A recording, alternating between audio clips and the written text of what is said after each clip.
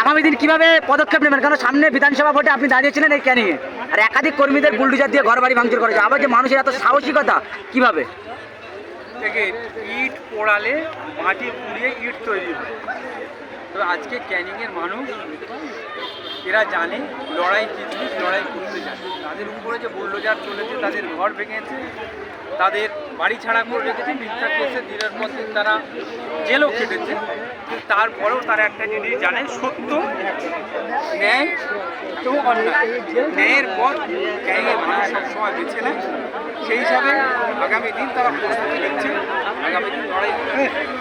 আপনি খামচিহ্নের একেবারে স্যাম্বলে দাঁড়িয়েছিলেন এবং সেই বিধানসভাতে আপনি এখনো পর্যন্ত লড়াই দিচ্ছেন।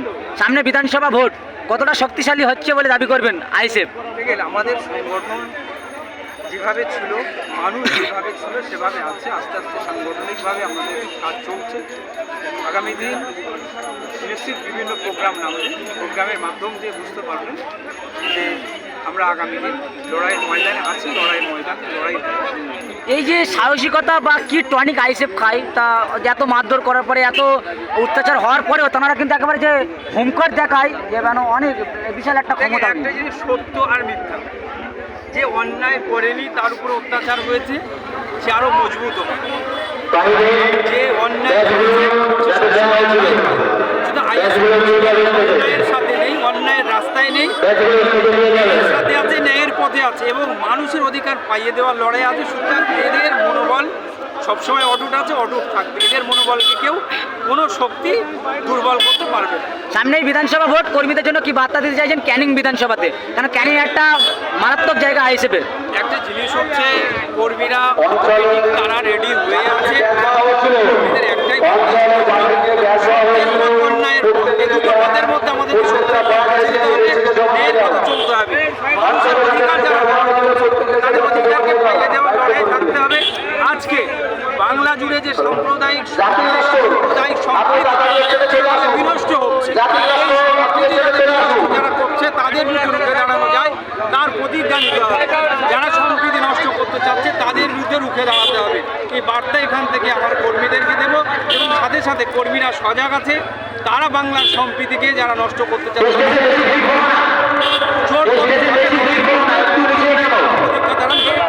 2021 সালে একবার বুলডোজার দিয়ে ঘর বাড়ি ভাঙচুর করেছিলেন, সেই সকল মানুষগুলো এখন ভয়ে আতঙ্কে আছেন। সেই সকল মানুষগুলোর কি বার্তা জানাবেন 2026-এর উদ্দেশ্যে? দেখেন, যারা আজকে হয়তো শাসকের চাপে তারা হয়তো কিছুটা ঝিমিয়ে আছে, কিন্তু তারা ঝিমিয়ে নেই, তারা সাথে আছে, তারা অপেক্ষা করছে।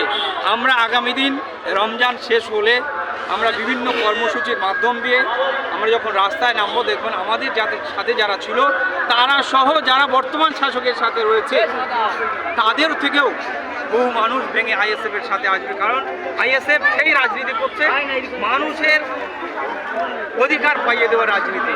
আজকে আপনি লক্ষ্য করেছেন বাংলার সম্প্রীতিকে নষ্ট করার জন্য যেভাবে এই বারুইপুরের অনতি দূরে একটা মসজিদের উপরে উঠে একজন খারাপ আচরণ করেছে, যে মসজিদের পবিত্রতা নষ্ট করেছে, মসজিদে কোরআন শরীফ সেগুলোকে দাবিয়েছে, এই যারা করছে তাদের বিরুদ্ধে আওয়াজ তুলেছে কে? পীরজাদা নওশাদ সিদ্দিকী। তিনি কে? আইএসএফের চেয়ারম্যান। আজকে সেখানে এই কয়েকদিন আগে ওখানে একটা মন্দিরে, শীতলা মন্দিরে, সেই মন্দিরের পবিত্রতা নষ্ট করেছে, সেই মন্দিরের মূর্তি ভাঙচুর করেছে, তার প্রতিবাদ করেছে কে? পীরজাদা নওশাদ সিদ্দিকী, আইএসএফের চেয়ারম্যান। অর্থাৎ আরও যে জায়গায় আপনি দেখবেন যেখানে চোপড়ায় শাসক দলের দ্বারা নির্যাতিত হয়ে আদিবাসী সমাজের মানুষ তাদের ঘর দোর ভেঙে তছনছ করে দিয়েছিল, বন্ধ করে দিয়েছিল। তারা রান্না করবে, সে রান্নার সামগ্রী ছিল না, সেখানে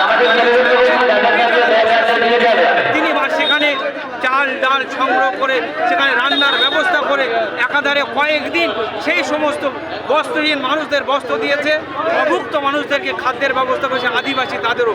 সুতরাং বাংলা জুড়ে আইএসএফ তথা নওশাদ সিদ্দিকী এবং তার সৈনিকরা যেভাবে অন্যায়ের বিরুদ্ধে মজলুমের সাথে অত্যাচারিতদের পাশে যেভাবে দাঁড়াচ্ছে, বাংলার যে আইএসএফ আগামী দিন বিকল্প হয়ে উঠতে, সুতরাং সাথে থাকবে, মানুষ সাথে থাকবে, আশা করা। বেশ কিছুদিন আগে এক ট্রেনে এক মহিলা এক চাচাকে বেধড়ক মারধর করলেন, কি বলবেন সেই বার্তা? দেখেন খুবই ন্যাক্কারজনক একটা ঘটনা, কিন্তু এই ঘটনা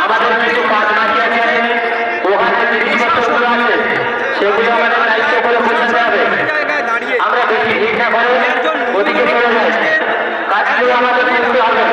সেখানে অত্যাচার করছে, কিন্তু প্রশাসনিকভাবে কোনো ব্যবস্থা এখনো পর্যন্ত নেওয়া হয়নি। এই চাচা বরং বলছে মানুষকে অ্যারেস্ট করা হলো, এটা লজ্জা।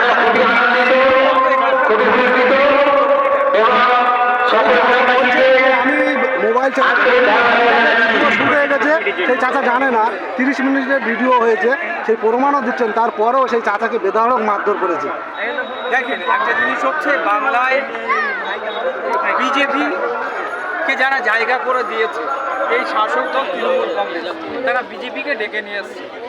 এখন শাসক দল একটা জিনিস ঠিক করছে, আগামী 26 ইলেকশনে তারা চিন্তা করছে যে এই বিজেপিকে দ্বারা মুসলিমদের অত্যাচারিত করাতে হবে, কারণ মুসলিম তাহলে মুসলিমরা আমাদের সাথে থাকবে না। সেজন্য এরকম কিছু ঘটনা ঘটানো হতে পারে। পরিকল্পিত ঘটনা ঘটিয়ে শাসক দল চাচ্ছে যে মুসলিম ভোটগুলো আমার দিকে থাকুক, অন্যদিকে বিজেপি চাচ্ছে হিন্দু ভোটগুলোকে ব্যাপারটা করে বিজেপি করুক। কিন্তু এই বাইনারি বাংলা বুঝতে পারছে। আমরা আশা করি এই সমস্ত ঘটনা পুঙ্খানুপুঙ্খ তদন্ত করে প্রশাসনটা এবং বাংলার যে বাইনারি তৈরি হচ্ছে এবং বিজেপি এবং তৃণমূল যে বাইনারিকে ভেঙেছে, বাংলার মুসলিম শক্তি আইএসএফকে মানুষ গ্রহণ করবে, আইএসএফকে মানুষ বেছে নেবে। এক বিজেপির নেতা বলছেন ওই মহিলাকে যদি গ্রেপ্তার করে তাহলে বাংলায় আগুন জ্বলবে, কি বলবেন? আপনি ভালো করে খোঁজ নিয়ে দেখতে পারেন, এই বিজেপি এই মহিলা নিশ্চিত বিজেপির কেউ হবে, বিজেপির কোনো কর্মী হয় বা আরএসএস এর কেউ হবে। যে জন্য বিজেপি এটা উঠে পড়ে লেগেছে এটা করার জন্য, কারণ হিন্দু সেন্টিমেন্ট।